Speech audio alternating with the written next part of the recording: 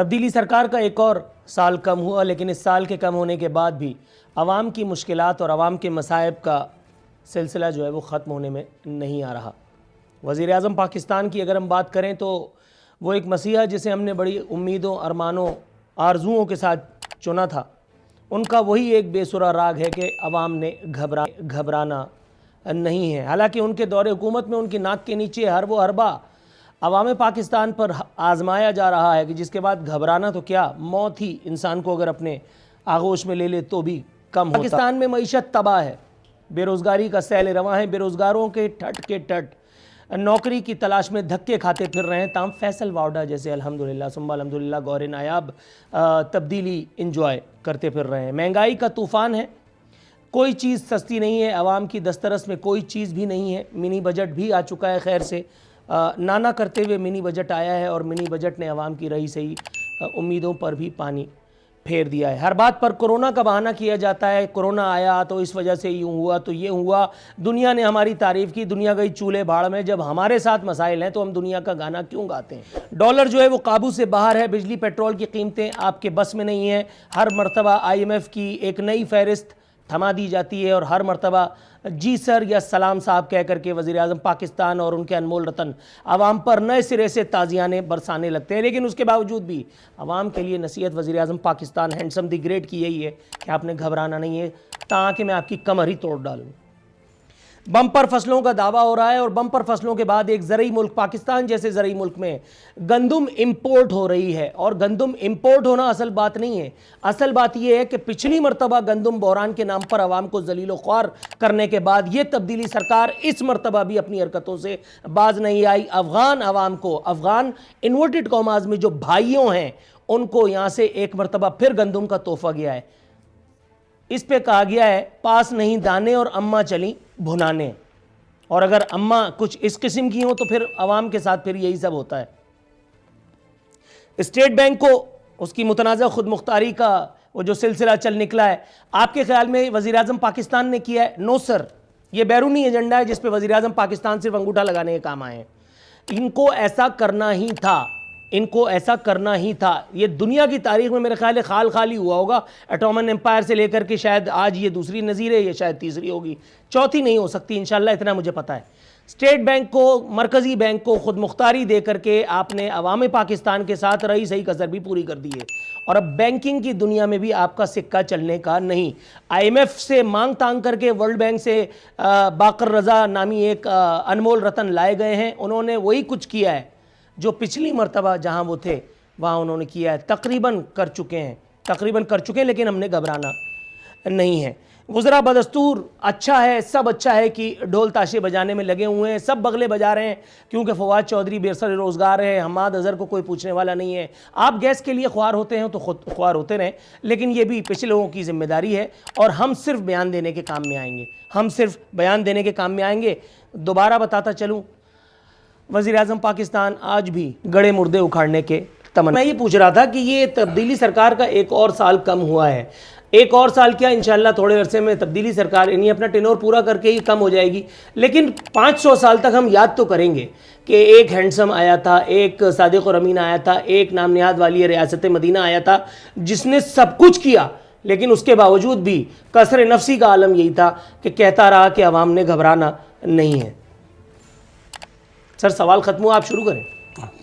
आज मैं समझा कि मजीद सवाल कोई आने वाला सवाल हो गया, क्योंकि वजह यह है कि जो भी बात की आपने बड़ी लंबी चौड़ी तहमीद है माशाल्लाह, और बड़ी अच्छी बात करते हैं आप, बिल्कुल आवाम की जो नब्ज़ होती है उस पर हाथ रख के बात करते हैं। बड़ी खुशी होती है कि आपकी ज़बान से वो बातें सुनते हैं जो जनरल पब्लिक कर रही होती है। जाहिर सी बात है कि अपना एक पॉइंट ऑफ व्यू आपका अपनी अपनी जगह पर है, लेकिन लोगों का पॉइंट ऑफ व्यू अपनी जगह पर आता है जो आप लेकर उनकी नुमाइंदगी करते हैं। शुक्रिया सर, ये एक अच्छी बात है। लेकिन इसके साथ साथ इस मुल्क की जो जब मैं बात करूँगा तो यकीनी बात है माजी का भी जिक्र होगा, हाल का भी होगा और मुस्तकबिल का भी जिक्र होगा।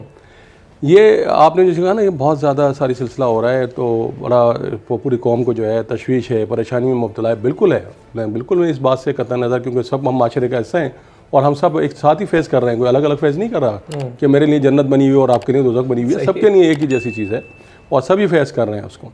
लेकिन जब भी होगा ना, जब अगर हम कोई भी चीज़ दुरुस्त करने की तरफ निकलेंगे तो उसके अंदर परेशानियां ज़रूर आती हैं और आएंगी।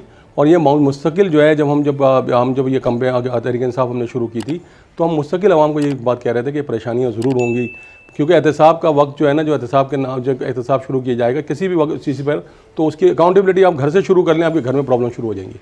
आप बाहर शुरू कर लें। मैंने अपने बिज़नेस में देखा, जब मैंने अकाउंटेबिलिटी शुरू की तो बिज़नेस के अंदर प्रॉब्लम्स क्रिएट हो गई, क्योंकि लोग नहीं चाहते, उनको एक फ्रीडम, एक आज़ादी चाहिए होती है जो इस माशरे के अंदर बहुत अरसे से जारी थी। हसन मुर्तज़ा साहब, अशरफ कुरैशी साहब ने उज़्र तराशा है कि जब किसी चीज़ को आप ठीक करने के लिए जाते हैं तो परेशानियां होती हैं। उन्होंने घरों की मिसाल दी, अपने ज़ाती बिज़नेस की मिसाल दी।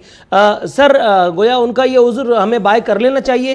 4.25 साल होने को आए हैं, 4.25 साल में सिर्फ वज़ीर आज़म पाकिस्तान या तो कोई इंटरनेशनल लेक्चर देने के लिए आते हैं जिसका सर होता है ना पैर, और जो सरकारी तबलची हैं या वो जो खुशामदी एंकरान हैं, वो 2 खान जो किराए पे इस वक्त लिए हुए हुकूमत ने, जो जिनका मुख्तलिफ ईयर टाइम है, लेकिन दोनों मुख्तलिफ चैनल्स पे बैठ करके और मिदद कर रहे हैं मेरे सरकार की। इसके अलावा कोई और नुस्खा है आपके नज़र में जो हमें आप तजवीज़ करें और फिर हम 5 साल तक मज़ीद ना घबराएं?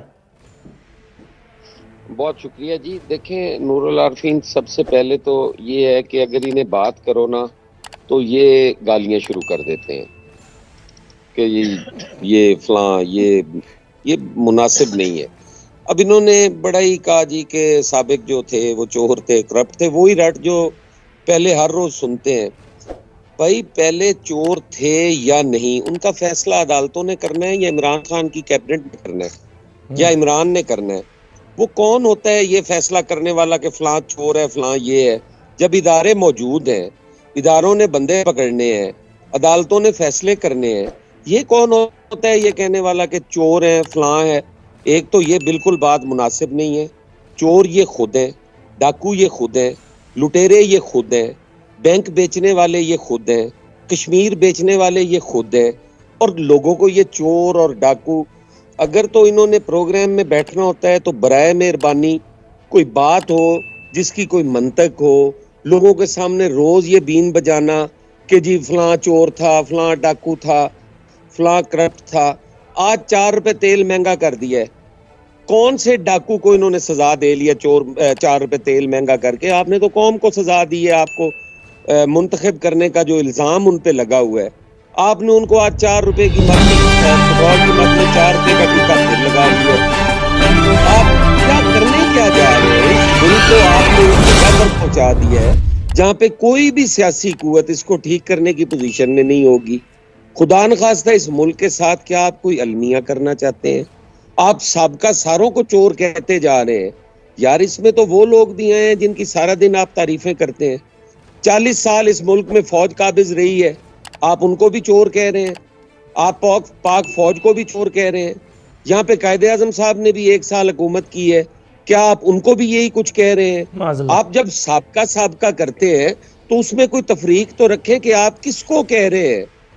आप बेशक नाम लेके कह लिया करें, हम नाम लेके कहते हैं कि इमरान खान चोर है, आप भी नाम लेके कह लिया करें।